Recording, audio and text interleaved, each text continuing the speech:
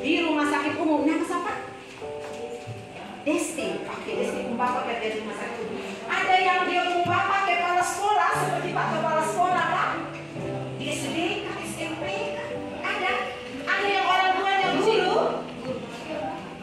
Ya, ada 2 orang. Nama? Contoh siapa nak? Ini guru di mana dong orang tua? Oh, di SMK 5. Ya. Ada yang orang tuanya jual di pasar. Sampai orang tua jual di pasar. Sampai yang di rumah ada kios. Oke. Tepuk tangan dulu untuk yang ada kios.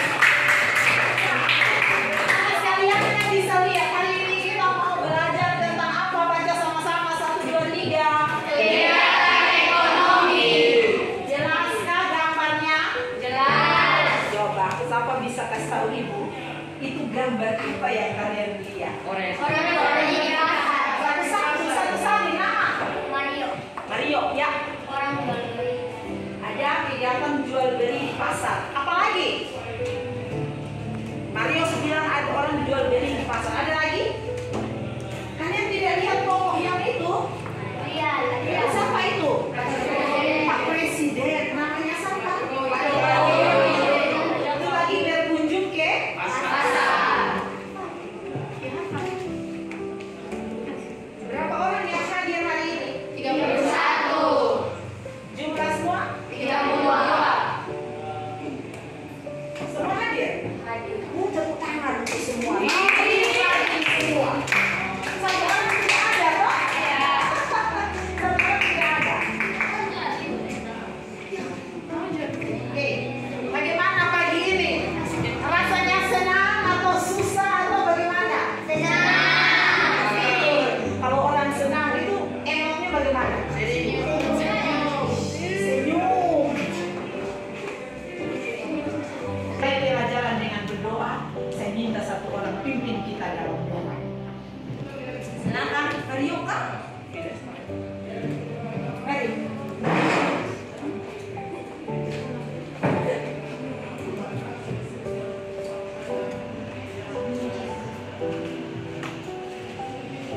Bapak Ibu Guru dan teman-teman, sebelum kita memulai pembelajaran pada kali ini, mari kita berdoa.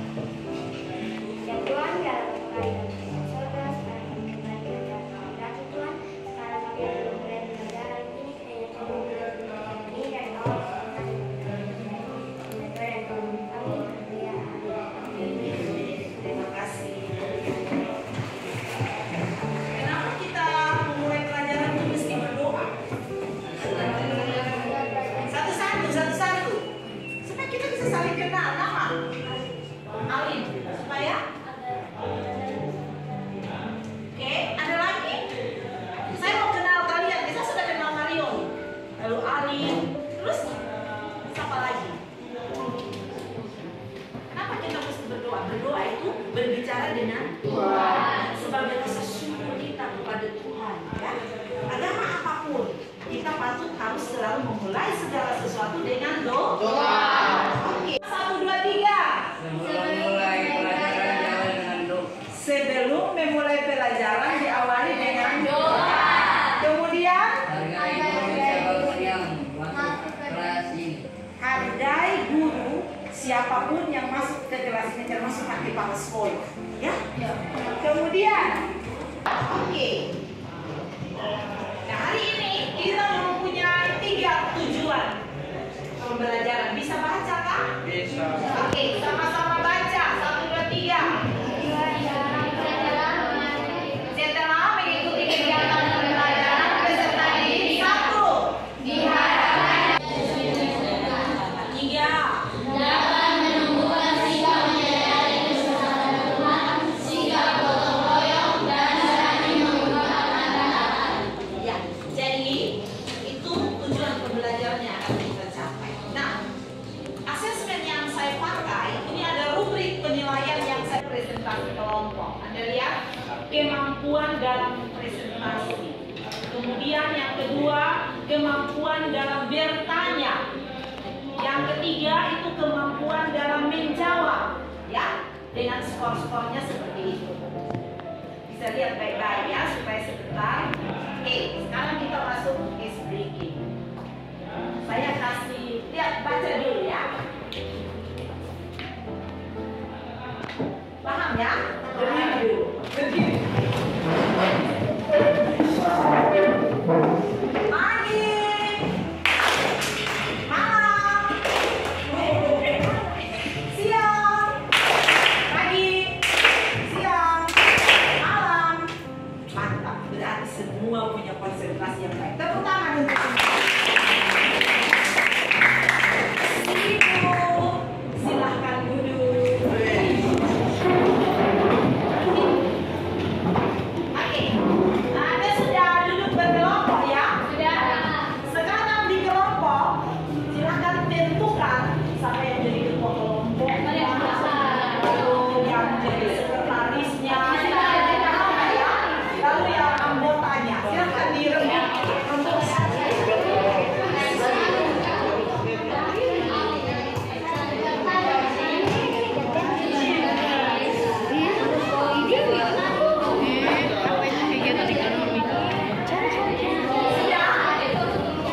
Ketua siapa?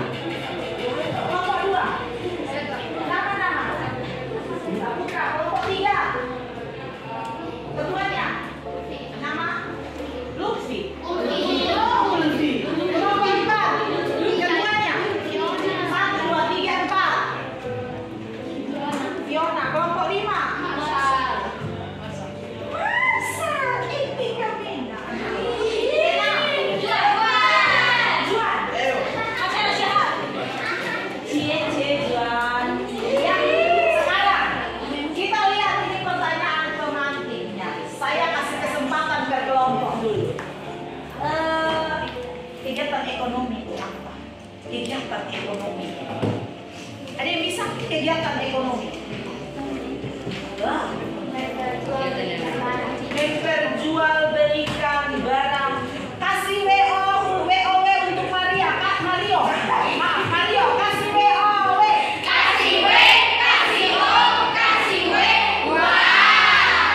Ya, dari Mario bilang itu memperjual belikan barang. Ada lagi yang lain? Nama? Alessandro. Ya. Suatu kegiatan untuk mendapatkan uang. Kegiatan untuk mendapatkan uang. Kasih WOW.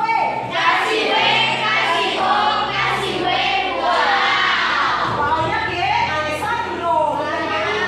Ya, ada lagi. Alessandro bilang satu kegiatan untuk mendapatkan uang. Oke. Kalau Mario bilang itu kegiatan jual beli. Ada lagi? Jadi itu kegiatan ekonomi itu satu aktivitas seperti Alessandro bilang yang dilakukan oleh manusia untuk memenuhi kebutuhan hidup. Tadi di awal saya bilang apa yang dicari orang? Uang. Ya, apa yang dicari orang siang malam pagi petang? Uang. Jadi orang beraktivitas pagi siang malam untuk cari uang demi memenuhi kebutuhan hidup. Itu yang namanya kegiatan ekonomi. Kasih masuk di hati, kasih masuk di pikiran. Oke? Begitu lihat ibu pas kegiatan ekonomi. Aktivitas yang dilakukan untuk memenuhi kebutuhan hidup. Apa yang dicari orang? Uang siang, malam, pagi, petang. Orang cari uang untuk memenuhi kebutuhan hidup. Nah, aktivitas yang dilakukan oleh orang tua, oleh kamu sendiri sebagai pelaku juga bisa untuk memenuhi kebutuhan hidup. Oke. Siapa pelaku kegiatan ekonomi? Di belakang mangsa Pak Alessandro. Ya? Juan. Pelakunya Manusia. Ada lagi? Nama. Mursid ya? pedagang. Ya. Nama. Lutfi. Ya. Penjual dan pembeli. Pekerja. Kasih WOW. Kasih W, kasih O, kasih W.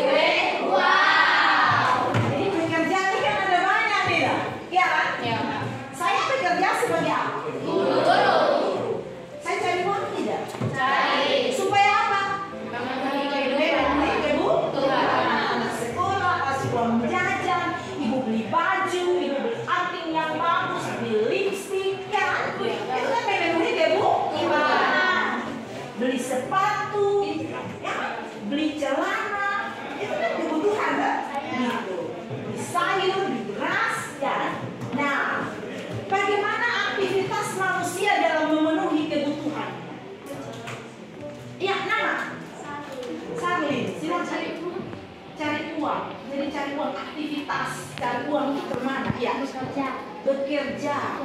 Apa begitu? Jual sayur, kasih WAW. Kasih W, kasih O, kasih W, wah. Jadi salah satu cara orang bekerja memenuhi kebutuhannya adalah dengan menjual sayur. Profesi orang penjual sayur itu disebut apa? Pedagang. Ini pintar. Apa lagi? Baru-baru ada yang dukung Bapak Dewa, DPR begitu?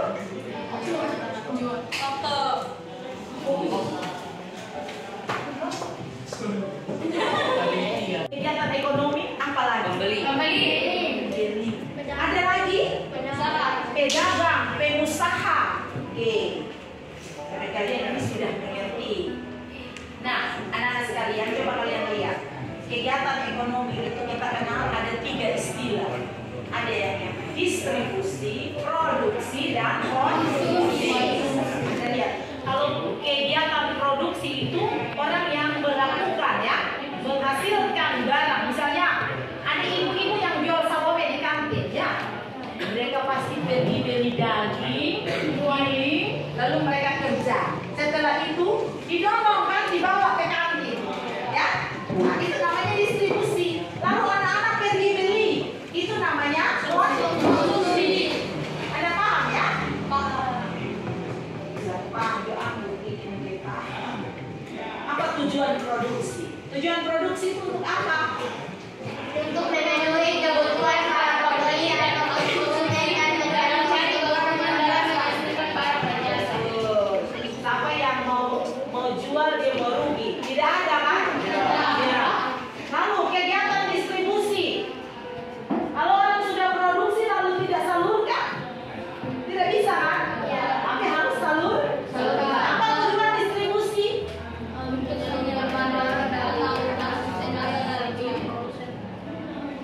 Lihat tuh baca. Dan selamat datang di channel Ngomongin Uang. Di video kali ini, aku mau bahas tentang sebuah polemik dalam perekonomian Indonesia yang mungkin paling ironis buat diomongin, yaitu tentang kondisi pertanian Indonesia. Emang ada apaan sih sama pertanian Indonesia? Kenapa bisa ironis? Jadi ini ceritanya. Kamu tahu nggak sih kalau sebagian beras yang kita konsumsi tiap hari, kedelai yang jadi bahan baku tahu tempe buat sarapan kita, bawang yang jadi bumbu masakan ibu di rumah, dan sambal yang jadi kesukaan kita semua. Itu tuh sebagian sumbernya bukan dari hasil panen para petani kita loh. Kalau bukan dari petani kita, terus sumbernya dari mana dong? Ya apalagi kalau bukan impor alias beli dari luar negeri. Kok bisa ya? Padahal kan Indonesia terkenal sebagai negara agraris yang luas dan subur. Tapi kok malah beli beras dan kedelai dari luar negeri sih? Apalagi HP kalian nanti pada saat Anda diskusi kelompok, Anda bisa putar lagi pakai kalian punya HP. Ada bawa HP kan? Ada ya. Jadi kalau ada masalah seperti mau lihat lagi bisa ya, saya kirim ke WA. Kalian bisa buka dan nonton ya. Nah, sekarang kita lanjut ya. Kita lanjut ke aktivitas kelompok ya. Ini lembar kerjanya seperti ini ya. Coba dibaca dulu. Ini kan kita menggunakan problem based learning. Jadi pembelajaran berbasis masalah. Nah, Anda bisa lihat dari gambar itu peristiwa apa yang kalian bisa lihat. Kemudian yang kedua, apa yang melatar belakangi terjadi masalah itu? Apa latar belakang? Kemudian sebutkan dampak yang terjadi pada masalah tersebut dari gambar ini ya. Kemudian bagaimana upaya pemerintah, tadi ada di video juga ya, bagaimana upaya pemerintah dan petani Indonesia supaya panen meningkat dan tidak tergantung impor ya. Ini pertanyaannya ya. Peristiwa apa yang kalian lihat pada gambar di atas, gambar yang ini ya, Anda lihat ini gambar ini ada gagal panen ya, kemudian ini ada distribusi impor beras, dan ini ada konsumsi beras. Orang beli beras untuk dikonsumsi. Nah, dari itu kalian bisa lihat ini peristiwa yang kalian lihat pada gambar yang ini ya. Paham ya? Paham atau tidak ini?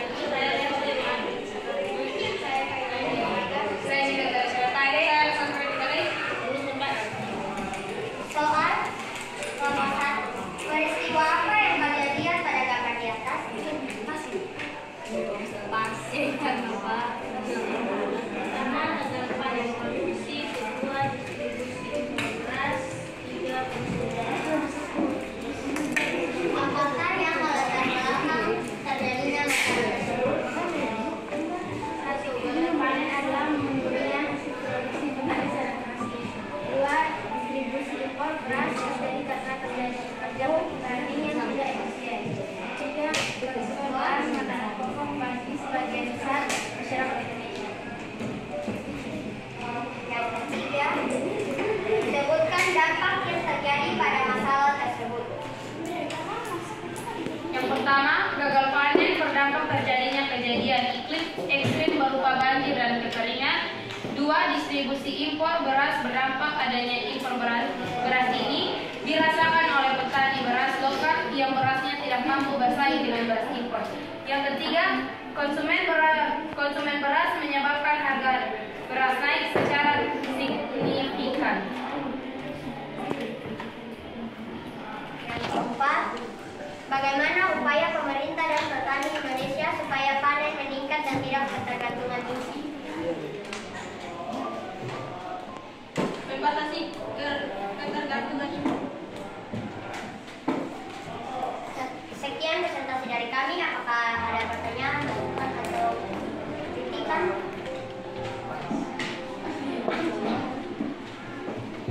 Silakan, ada yang mau beri tambahan? Maksudnya gini kan semua punya jawaban masing-masing. Sekiranya tadi contoh seperti bagaimana upaya pemerintah dan petani Indonesia supaya panen itu meningkat dan tidak ketergantungan impor. Oke, silakan. Pak, ini ada yang mau tambah. Nama? Berdiri saja. Nak. Iya.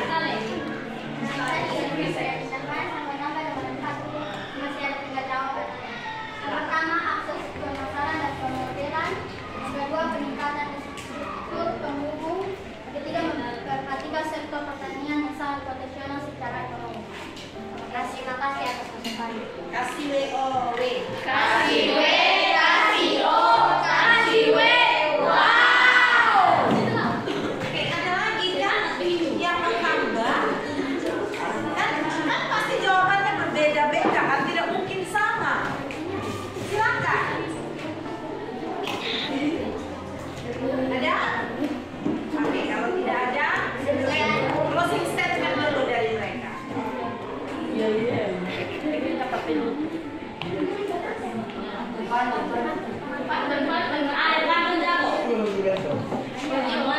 Boleh. Cara merespon pantun itu dia satu baik kalian jangan capek. Ya.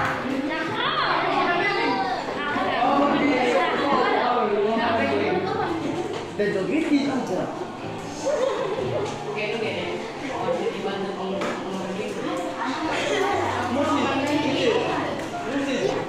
Tangan dulu. Kasih W-O-W. Kasih W, kasih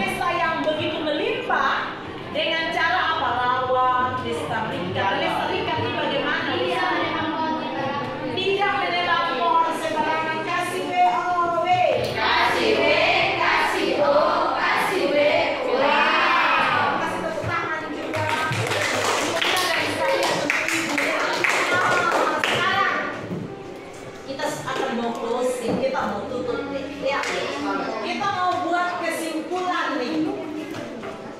Kira-kira dari tadi problem besar nih, masalah yang Anda lihat dengan adanya lahan kering, gagal panen, faktornya apa, lalu ada distribusi ya, impor beras, lalu ada konsumsi, karena makanan pokok kita adalah nasi, jadi banyak beras yang kita butuhkan ya untuk atau ada di rumah makanan pokok roti aja. Durian. Ya, pasti kita sering makan makanan pokok itu adalah ada yang makannya bergunung-gunung, ya, tapi ya rata stabil saja. Oke, sekarang hal yang belum Anda pahami, kira-kira yang kalian belum mengerti ini apa sepanjang kita belajar? Anda mengerti kok? Nah sekarang ibu mau tanya, kita tadi belajar tentang apa?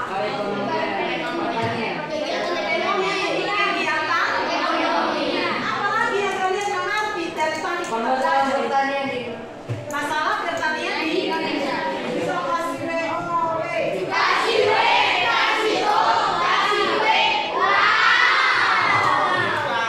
lalu konsentrasi. Ya. Nah,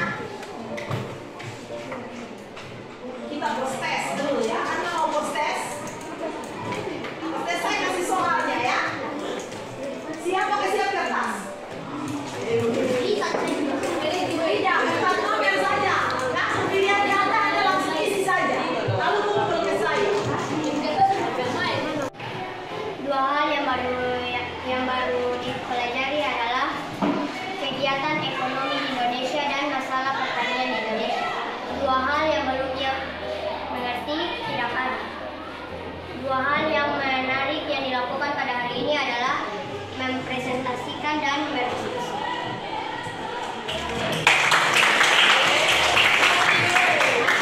Itu refleksi pembelajaran hari ini. Terima kasih karena Anda luar biasa. Tepuk semangat.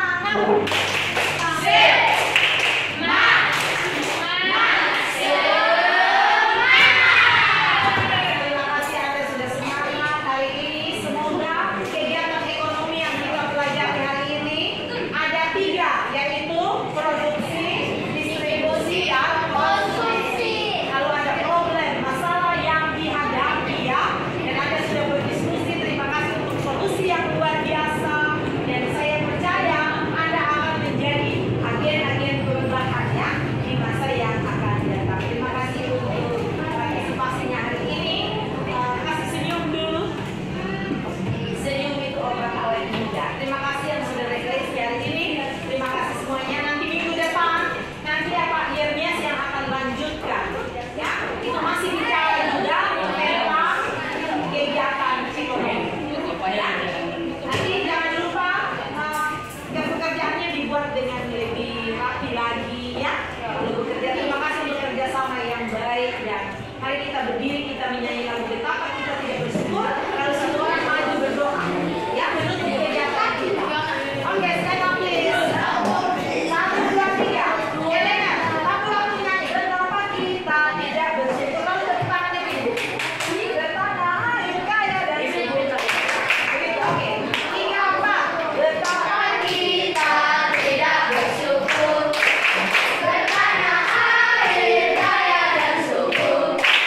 Tahunnya luas, gunungnya megah, menghijau padang, bukit dan lembah. Itu semua keberadaan karunia, Allah yang agung maha kuasa. Itu semua keberadaannya, Allah yang agung maha kuasa. Teman-teman, sebelum kita mengakhiri program kita pada hari ini, mari kita berdoa. Izinkan saya berdoa agama saya Kristen.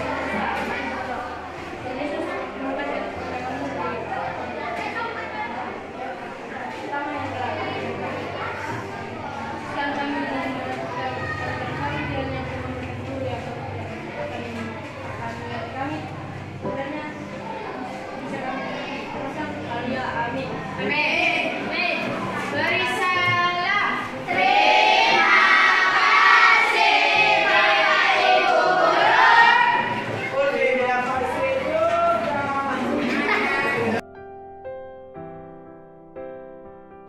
Baik, sudah?